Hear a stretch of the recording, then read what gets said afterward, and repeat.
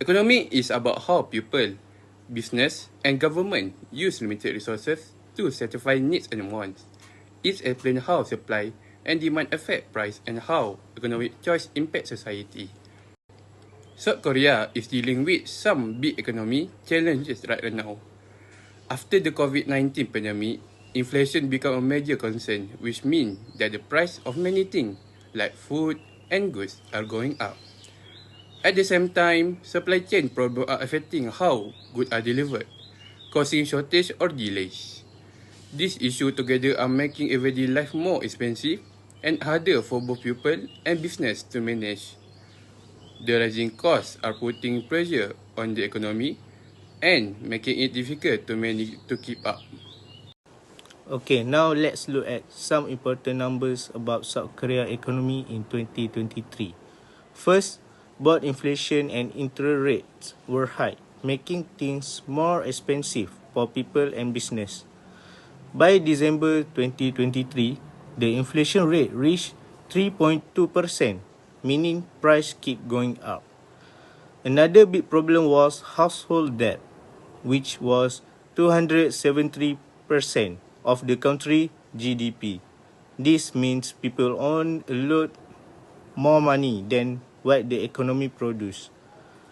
Lastly, real interest rates were close to zero, meaning people earn almost no extra money from their saving after adjusting for inflation.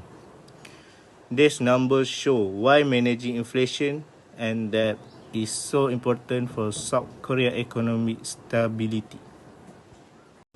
We move to next one. South Korea faced three big problems in its economy. First, rising interest rate made it more expensive for people to borrow money, which increased their debt burdens. Second, because of higher price and costs, people spend less and consumer spending and investment went down. Finally, housing inflation stayed high, making homes more expensive. This challenge made it harder for the economy to grow. For the next slide, in 2022, several factors contribute to rising inflation. First, global supply chain disruption caused by the pandemic and logistical challenge made it harder to move goods, leading to shortage and higher price. Second, energy price surge due to geopolitical tensions, particularly the war in Ukraine, which drove up the cost of oil and gas, impacting transportation and manufacturing. Finally, post-pandemic demand increased as consumers began to spend more, but there weren't enough goods available to meet that demand, causing price to rise. This factor combines to push inflation higher in 2022. Let's look at policies for managing inflation. Inflation happens when prices go up too quickly, making it harder for people to afford. To tackle this, there are two key approaches, which is fiscal policies and monetary policies. First, let's talk about fiscal policies. This involves actions by taken the government to support the economy. For example, they might focus on helping vulnerable population, like providing subsidies or financial aid to those who are most affected by rising price. Another approach is stimulating the economy by increasing government spending, like on infrastructure projects to create jobs and boost overall economic activity. Next, we have monetary policy, which are typically managed by central banks. A common tool here is adjusting interest rates. For example, the Bank of Korea might increase interest rates to make borrowing more expensive. Why does this help? Well, when borrowing costs rise, people and business tend to spend less, which helps slow down inflation. Both this method, fiscal and monetary policy, work together to ensure that inflation is kept in check.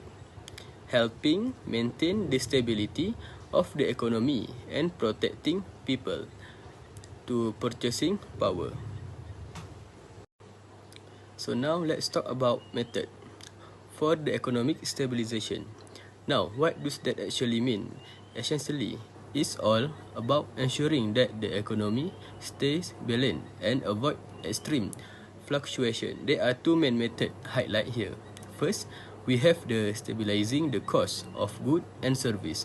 This is crucial because when price rise or fall too rapidly, it creates uncertainty. For example, if basic necessity like food or fuel suddenly become very expensive, it impacts everyone, especially those with a lower income.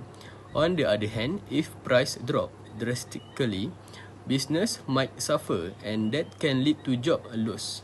So, the goal is to maintain and steady, also predictable cost structure.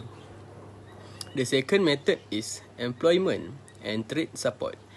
This is all about helping people stay employed and supporting business involved in trade. Why? Because when people have job, they have money to spend, which keep the economy moving.